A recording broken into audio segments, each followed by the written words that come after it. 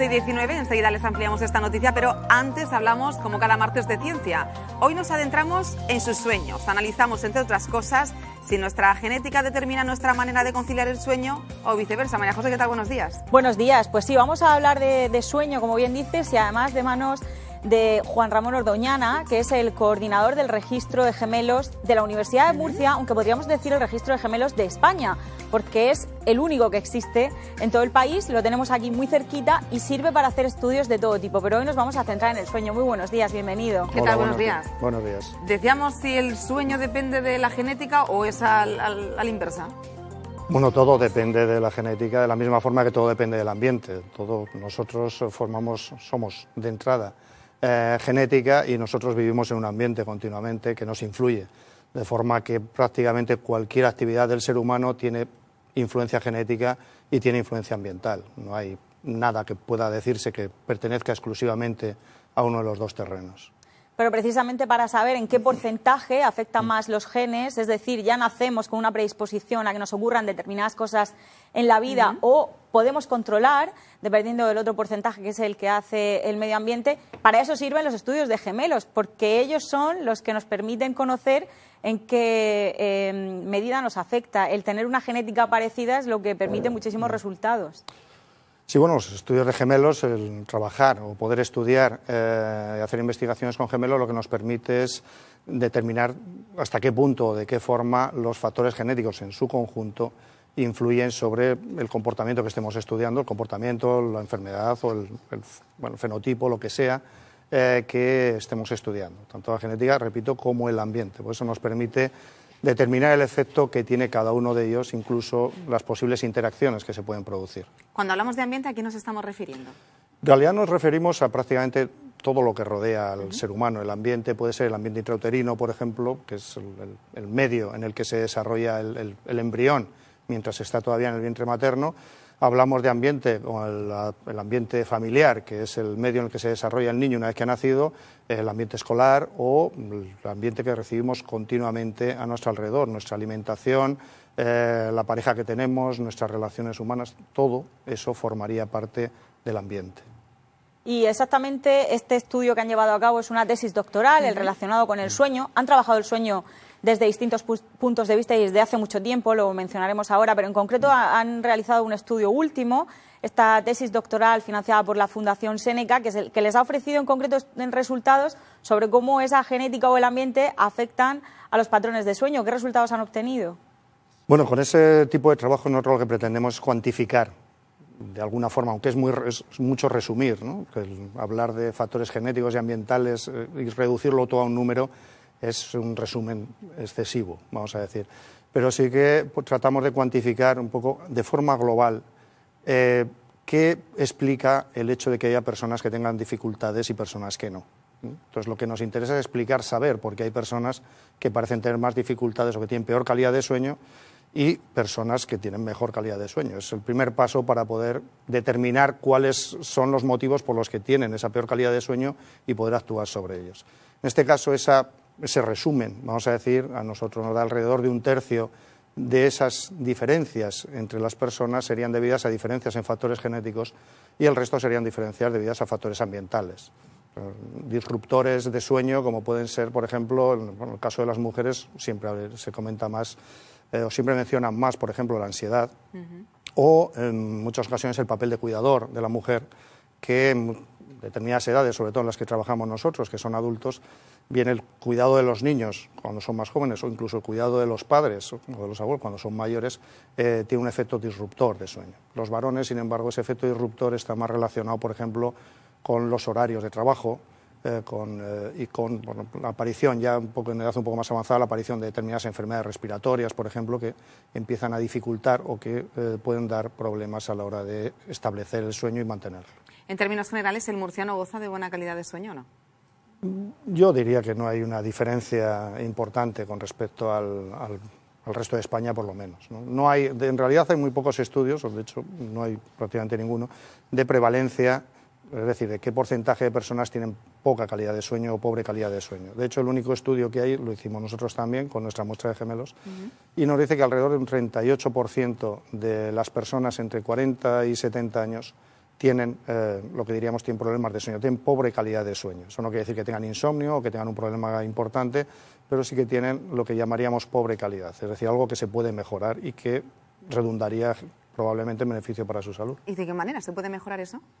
Bueno, depende de los casos, es como todo, pero en realidad, en general, la mejora de la calidad de sueño pasa sobre todo por higiene del sueño y por darle la importancia que tiene al sueño, que es mucho más importante de lo que nos parece. Durante mucho tiempo el sueño parecía que era una pérdida de tiempo y ahora cada vez sabemos más que lo necesitamos, y no solo lo necesitamos para mantenernos, sino para toda la regulación de nuestro sistema circadiano, de todo el reloj cronobiológico que tiene el organismo y todo el funcionamiento general. El sueño, al final, parece que está relacionado prácticamente con todo, ¿no? Nosotros encontramos relación con depresión o con ansiedad, encontramos relación con dolor crónico, encontramos relación con múltiples aspectos de la vida de la persona.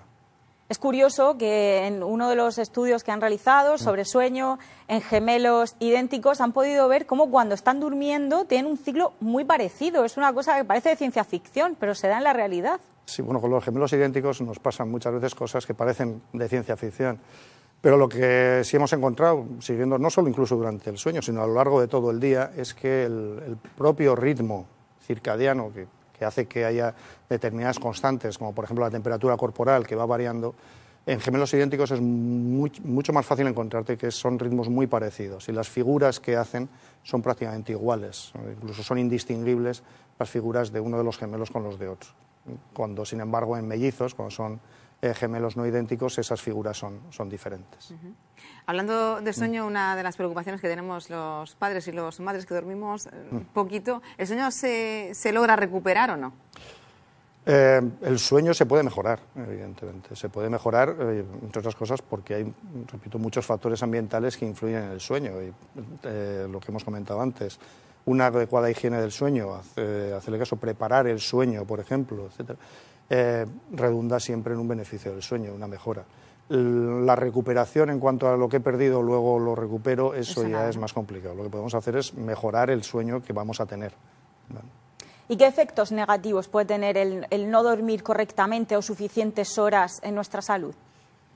Bueno, puede tener efectos a múltiples niveles. Se ha relacionado con una gran cantidad de trastornos metabólicos, se relaciona con diabetes, por ejemplo, se relaciona, como he dicho antes, con dolor crónico, se relaciona en general con estrés, con ansiedad, con depresión, con consumo de psicofármacos, es decir, se relaciona con múltiples factores. Depende de cada persona y tampoco se puede decir que un problema de calidad de sueño se relacione exclusivamente o de manera muy especial con un trastorno en particular, pero sí que tiene ramificaciones, vamos a decir, en prácticamente cualquier aspecto que queramos ver de la vida del ser humano.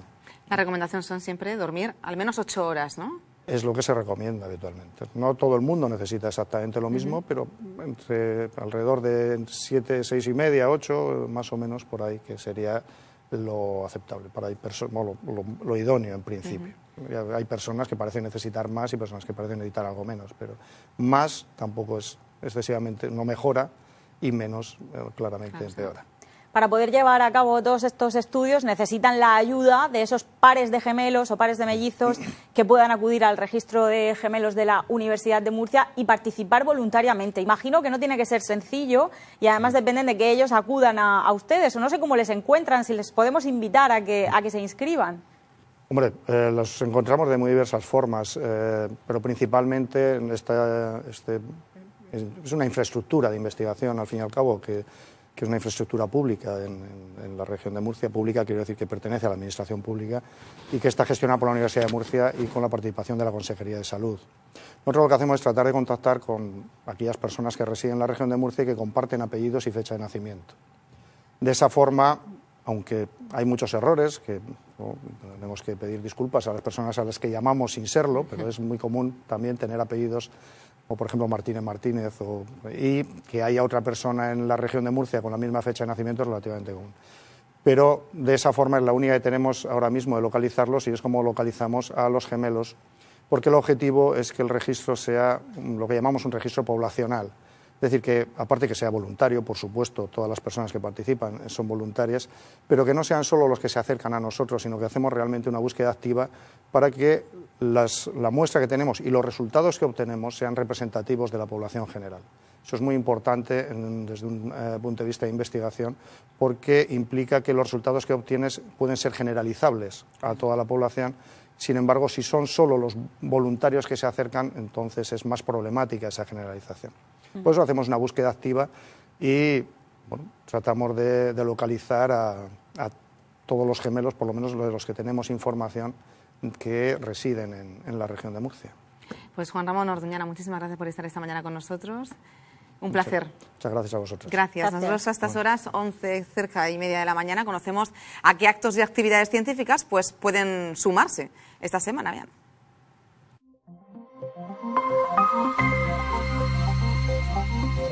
Comenzamos la semana adentrándonos en la exposición del ilusionista Houdini. Hasta el 31 de marzo en el Museo de la Ciencia y el Agua de Murcia se puede disfrutar de esta muestra dedicada al famoso escapista en la que se combinan ilusionismo y explicaciones científicas. Este jueves a las 12 en el Salón de Actos de la Facultad de Economía y Empresa de la Universidad de Murcia se celebra la conferencia ¿Tiene Murcia un futuro en la era del conocimiento? Ese mismo día, pero a las 8 de la tarde, en el Colegio Paseo Rosales de Molina de Segura, la Fundación de Estudios Médicos invita al traumatólogo César Hernández. Hablará sobre últimos avances en la hernia de disco. Mientras tanto, en el Centro Cultural de la Fundación Caja Murcia en Cartagena se celebra la conferencia Nuevas Ideas sobre Cartagena Árabe, conflicto de datos entre historia y arqueología. La charla será ofrecida por el investigador Aurelio Rodríguez. Hasta el 13 de enero, en el Museo Nacional de Arqueología Subacuática, se recoge la exposición temporal Ciencia frente al expolio, las campañas en el yacimiento de Nuestra Señora de las Mercedes. La muestra presenta por primera vez piezas extraídas en las campañas de excavación llevadas a cabo por este museo. Todos los sábados y domingos a las 12 del mediodía en el Museo de la Ciencia y el Agua de Murcia se celebra una sesión del Planetario Infantil. Este fin de semana estará dedicada a Pato y las estaciones.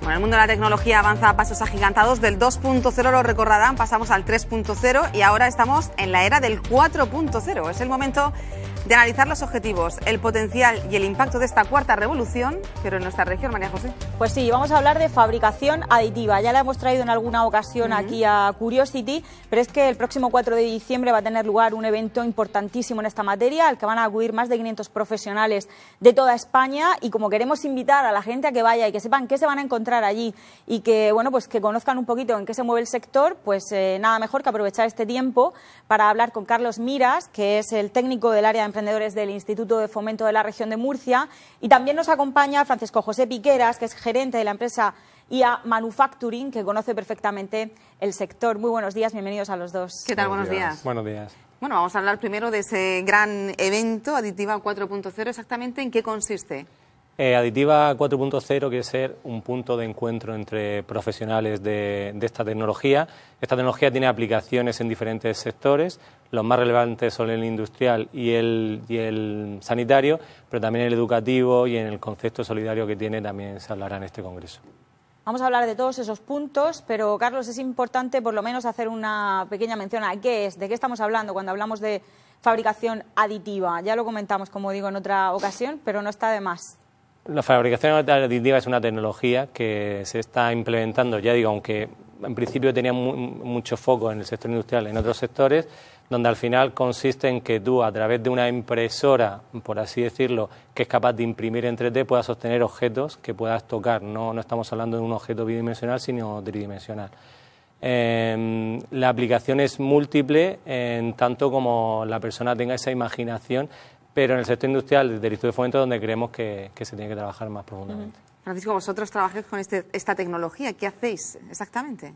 Pues nosotros empezamos aproximadamente en 2012 y cuando, bueno, todavía este sector no era nada llamativo ni se hablaba de él, y aunque ya se empezaba un poco a hablar en los rincones de Internet. y nos interesó mucho, empezamos a investigar y hemos tenido que ir pivotando según el sector avanzaba en sí, porque como bien sabéis, inicialmente se dedicaba un poco más a algo casero, algo más pequeñito y demás, a nivel mainstream o a nivel mediático, pero inicialmente desde aproximadamente los años 80 ya se venía trabajando con él, e incluso aquí tenemos un gran ejemplo, que es el Centro Tecnológico del Mueble, que creo que lleva desde el año 82 aproximadamente trabajando con fabricación aditiva. Vosotros, en cambio, ya estáis en otro nivel, además sois referente, habéis conseguido posicionaros en el sector, no solo en la región, sino a nivel nacional, y ya no hablamos de esas impresoras 3D que tenemos en casa, estamos hablando de otras cosas. Claro, en este caso, igual que en todos los sectores, cuando uno se va a una parte industrial o a una parte más profesional, se requiere otra serie de tecnologías y obviamente de inversión. Y nuestro tipo de clientes difiere un poco del sector doméstico. Siempre el sector, sobre todo de ingeniería o sector industrial, tiene una serie de requerimientos y certificaciones de los que se va a hablar en este evento, y los cuales son primordiales para este sector, porque inicialmente se empezaba hablando un poco de las posibilidades que tenían las impresoras, pero no de cómo gestionar eso o cómo estandarizarlo de tal forma que industrias como la medicina, como él decía, o la aeroespacial, puedan utilizarlo de forma fiable. ¿Qué va a ocurrir ahí? Cuéntanos, Carlos. Pues de forma muy genérica son 5 salas, una sala más enfocada a las ponencias plenarias, las más relevantes, con profesionales más conocidos por todo el público, y luego 4 salas temáticas, una enfocada al sector industrial, que ya digo que también es bastante relevante, y luego sanitario, educación y el aspecto solidario, porque todos conocemos algún proyecto que está saliendo para acercar prótesis al tercer mundo, porque abarata los costes y demás, y queríamos hacerle también ahí un hueco. Y luego de forma paralela también va a haber como ese concepto de maker o de retos sigue existiendo. De forma paralela, una serie de makers van a estar trabajando sobre un reto que se les va a plantear el día del evento, para que también la gente pueda ver al final cómo se puede trabajar con esta tecnología. Qué bueno. Todo esto va a ocurrir en el Auditorio Víctor Villegas el 4 de diciembre desde las 8:30 de la mañana. La inscripción es gratuita a través de la página web tanto del Instituto de Fomento como de Aditiva 4.0, que es el evento. El nombre del evento es Aditiva 4.0, la web es aditiva40.es. Ahí pueden encontrar toda la información. Y, Carlos, ¿quién puede asistir? No sé si os dirigís al público general, porque es interesante para el público general, o esperáis que vayan más empresas, luego se desarrolle un networking. ¿Cómo está previsto? Claro, tenemos siempre un foco prioritario, que es el profesional. En este caso, al haber 4 salas temáticas, el perfil profesional puede ser muy variado, porque puede ser desde una empresa industrial a un médico o un profesor. Y luego, lógicamente, siempre hay una base de público más generalista que le interesa saber qué es lo que se está haciendo en esta tecnología en los diferentes sectores, porque a lo largo de estas charlas van a poder ver ejemplos desde empresas que lo están utilizando, profesionales veterinarios o médicos que ya están utilizando esta tecnología para obtener mayor información a la hora de hacer una operación. Ya digo, aunque el foco sea profesional, el público que cabe es bastante más amplio. ¿Y qué peso juega la empresa murciana en la industria 4.0? ¿Se suman cada vez más las empresas a este tipo de tecnología o no? Sí, es complicado al final, porque muchas empresas lo ven todavía como algo muy lejano, y eso es uno de los esfuerzos del Congreso. Es decir, cuando hablamos con empresas que ya están trabajando con esta tecnología, de las primeras cosas que te cuentan no es tan difícil. O sea, no digo que sea súper sencillo, pero bueno, que necesita su aprendizaje, necesita su apoyo, que también tiene esa empresa de servicios como IA Manufacturing, pero luego te puede aportar mucho a la empresa, puede mejorar mucho tu competitividad, puede mejorar mucho tu rapidez, que hoy en día es muy relevante en el sector de la empresa, y ya digo, siendo algo que cuesta todavía un poquito, poco a poco se va integrando. Francisco José, no sé vosotros cómo veis desde el punto de vista de la empresa la celebración de un evento de estas características. ¿Se celebran muchos en otros lugares? ¿Somos pioneros? ¿Os parece interesante? No sé cómo lo recibís. Bueno, para una empresa que además nació en Murcia es muy interesante que la región de Murcia sea casi pionera, o pionera en este caso, en crear un evento específicamente para fabricación aditiva. Porque normalmente siempre es una tecnología que se abarca con otras tecnologías de fabricación, Y realmente, como decía Carlos, lo importante es visualizar las empresas que ya están trabajando aquí en la región de Murcia, que son muchísimas, que no lo aparenta porque realmente nadie dice cómo fabrica o qué utiliza para fabricar, pero realmente hay muchísima aplicación de realidad aumentada, o sea, de fabricación aditiva en la región de Murcia, y eso es lo que pretendemos un poco que vean los demás, que vean, por ejemplo, cómo su vecino está utilizando la fabricación aditiva para una parte de su negocio o para el total, y esa es la parte importante de este evento. Pues recordamos el día 4 de diciembre en el Víctor Villegas, un evento para revolucionar aún más, ¿no?, las empresas de la región. Muchísimas gracias por estar esta mañana con nosotros. Gracias. Un placer y mucha suerte. Gracias. Nosotros, como siempre, terminamos con nuestra noticia de la semana, que hoy nos vamos al campo, ¿no?, a hablar de evitar la sequía, ¿no?, sobre todo que afecta a zonas como nuestra región. Precisamente, sabemos que el sector de las frutas y hortalizas de la región de Murcia se caracteriza por su calidad y por la innovación que sale de aquí y que llega a todo el mundo, pero también sufrimos esa sequía, sufrimos ese problema, y ahora científicos españoles han conseguido crear plantas que resisten mejor la sequía y además no se quedan pequeñas, porque el problema que tenían es que habían estado trabajando en esto, pero las plantas se defienden de la sequía y antes de morir reducen su tamaño. Entonces han estudiado todos esos mecanismos, lo ha hecho un grupo de Barcelona, pero en el que también han participado investigadores del CESIC, aquí en la región de Murcia. Y lo que han conseguido ha sido detectar los genes que hacen que las plantas se defiendan de la sequía. Han visto cómo los pueden alterar para de alguna manera engañar a las plantas y que no solo sobrevivan mejor a la sequía, sino que no reduzcan su tamaño. Así que ahí la innovación que han desarrollado. Ahora mismo esto se ha hecho en un modelo de planta. En los animales lo tenemos muy claro, se hacen modelos de ratón, pues en planta también existen estos modelos de planta que permiten resultados extrapolables luego a otras variedades. Ellos lo han hecho en Arabidopsis y ahora ya lo que están es trabajando en conseguir llevarlo a otro tipo de cultivos y a conseguir a luchar contra ese problema que cada vez es mayor y que, pues por ejemplo, el sector de la agricultura va a ser muy interesante. Y marcar un antes y un después segurísimo. Seguro. Sí. Muchísimas gracias, María José. Nos vemos